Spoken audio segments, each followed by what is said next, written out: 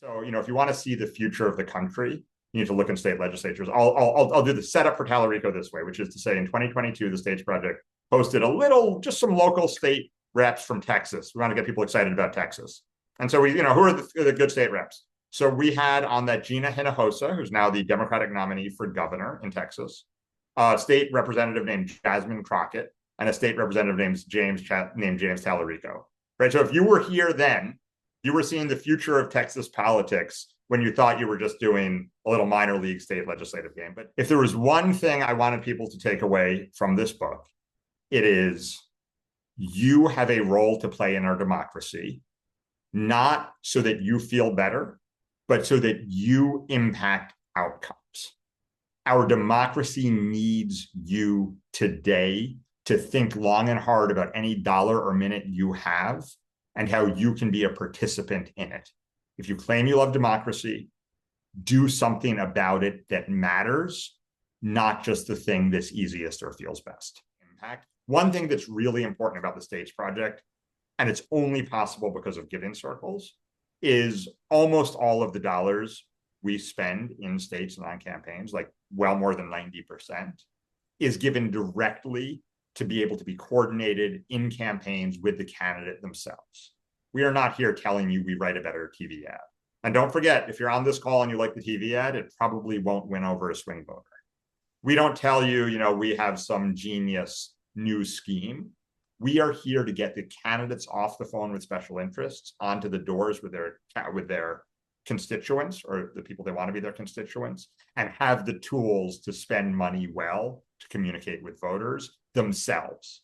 I'm a big believer in democracy. I think in a democracy, you want the candidate and the candidate's campaign to be the primary communicator with voters. This is an incredible country.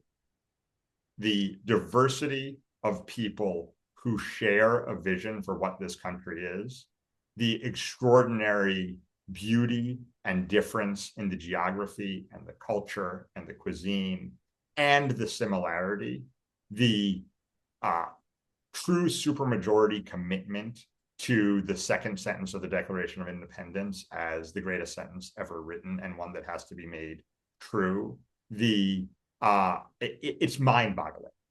This is a country in which the amount of difference and sameness, the amount of hope and opportunity is really still really alive. And you can't see that if you don't drive, 9 hours from one state to the next and then get on a plane to the next. And it hits you and overwhelms you in a way that is really exciting. And for it to be happening during the 250th has been very moving. And if I just can for a moment say it, because it's true of Adam that the States Project wouldn't exist without Adam's willingness with all the options in the world in front of him to take on this quirky thing. It wouldn't exist if Melissa and Gail hadn't really reacted to quite a berating with hope and action.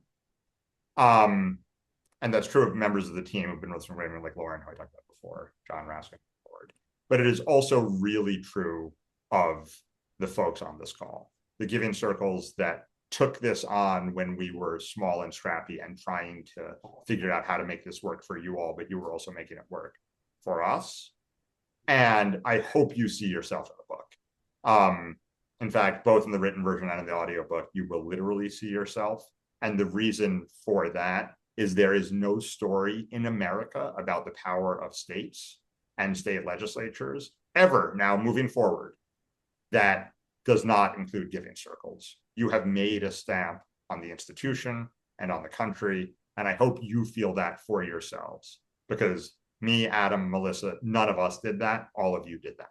So thank you. Thank you. Thanks, Daniel.